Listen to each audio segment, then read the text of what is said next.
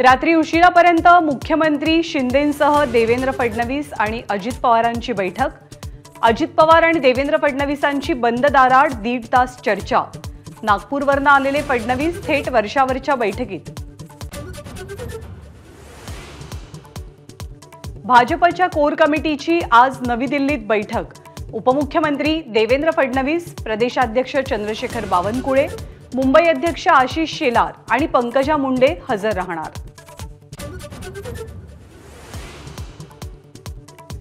राज्य सरकारमधनं मुक्त करा या फडणवीसांच्या मागणीवर विनंतीवर आज फैसला होण्याची शक्यता। देवेंद्र फडणवीस आज दिल्लीत भाजपच्या वरिष्ठ नेत्यांना भेटणार।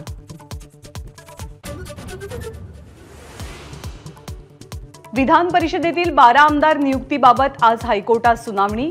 नियुक्त्या मार्गी लावण्याच्या प्रक्रियेत सरकारनं अडथळा निर्माण केल्याचा ठाकरे गटाचा आरोप। ओबीसी शिष्टमंडळ आज मुख्यमंत्री एकनाथ शिंदेंना भेटण्याची शक्यता। मुख्यमंत्री आंदोलकांचं म्हणणं ऐकून घेणार। वंचित समाजाचं सरकारनं ऐकायला हवं, पंकजा मुंडेंचं आवाहन। छगन भुजबळांनी आता वेगळी भूमिका घ्यावी। समता परिषदेच्या बैठकीत ओबीसी कार्यकर्त्यांची आग्रही मागणी। भुजबळांच्या भूमिकेकडे लक्ष।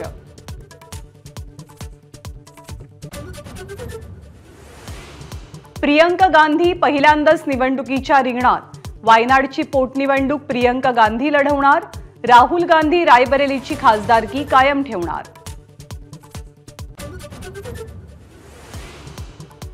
पंतप्रधान नरेंद्र मोदी आज वाराणसी दौऱ्यावर। पंतप्रधान किसान योजनेचा 17वा हप्ता आज शेतकऱ्यांच्या खात्यात जमा होणार। मोदींच्या हस्ते काशीतून 17व्या हप्त्याचं वितरण। शरद पवार आजपासून 3 दिवस बारामती तालुका पिंजून काढणार। विधानसभा निवडणुकीपूर्वी शरद पवारांचा अजित पवारांना शह।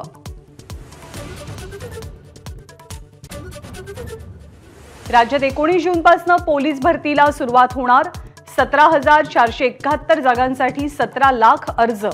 40% उमेदवार उच्च शिक्षित असल्याची माहिती। नीट परीक्षा वादासंदर्भात आता सुप्रीम कोर्टात पुन्हा सुनावणी। परीक्षेतील गडबडीबाबत चौकशीची मागणी। आज दिल्लीमध्ये आपकडनं आंदोलनाची हाक। रील बनवण्याच्या नादात तरुणीचा मृत्यू। ड्रायव्हिंग येत नसूनही कार चालवण्याचा प्रयत्न। कार डोंगरावरनं थेट दरीत कोसळली। संभाजीनगरच्या खुलताबाद तालुक्यातली दुर्घटना।